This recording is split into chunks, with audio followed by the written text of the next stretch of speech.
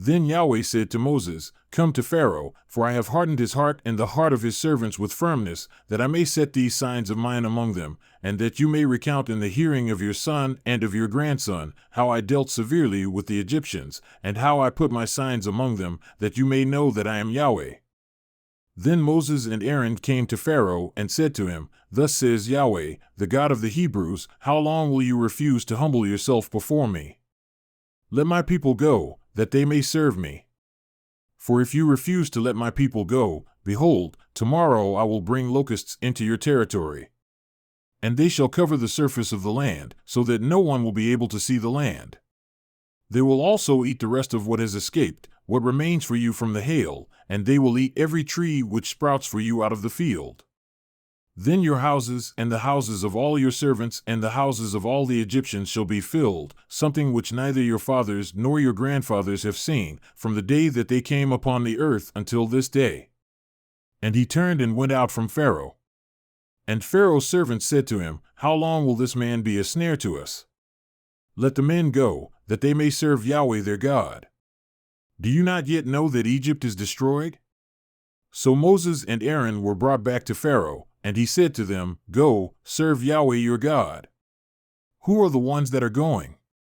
And Moses said, We shall go with our young and our old, with our sons and our daughters, with our flocks and our herds we shall go, for it is a feast of Yahweh for us. Then he said to them, Thus may Yahweh be with you, if ever I let you and your little ones go. See, for evil is on your faces. Not so. Go now, the men among you, and serve Yahweh, for that is what you are seeking. So they were driven out from Pharaoh's presence. Then Yahweh said to Moses, Stretch out your hand over the land of Egypt for the locusts, that they may come up on the land of Egypt and eat every plant of the land, all that the hail has left remaining.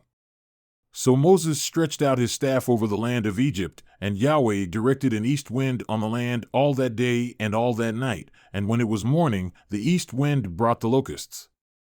And the locusts came up over all the land of Egypt and rested on all the territory of Egypt. They were very heavy.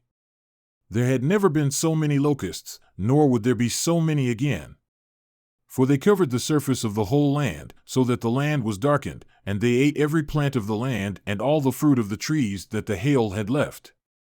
Thus nothing green was left on tree or plant of the field through all the land of Egypt. Then Pharaoh hurriedly called for Moses and Aaron, and he said, I have sinned against Yahweh your God and against you. So now, please forgive my sin only this once and entreat Yahweh your God, that he would only cause this death to depart from me. And he went out from Pharaoh and entreated Yahweh. So Yahweh changed the wind to a very strong west wind, which took up the locusts and drove them into the Red Sea. Not one locust remained in all the territory of Egypt.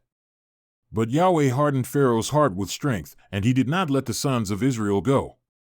Then Yahweh said to Moses, Stretch out your hand toward the sky, that there may be darkness over the land of Egypt, even a darkness which may be felt. So Moses stretched out his hand toward the sky, and there was thick darkness in all the land of Egypt for 3 days. They did not see one another, nor did anyone rise from his place for 3 days, but all the sons of Israel had light in their places of habitation. Then Pharaoh called to Moses and said, Go, serve Yahweh, only let your flocks and your herds be detained. Even your little ones may go with you. But Moses said, You must also let us have in our hand sacrifices and burnt offerings, that we may sacrifice them to Yahweh our God. Therefore, our livestock too shall go with us, not a hoof shall remain behind, for we shall take some of them to serve Yahweh our God.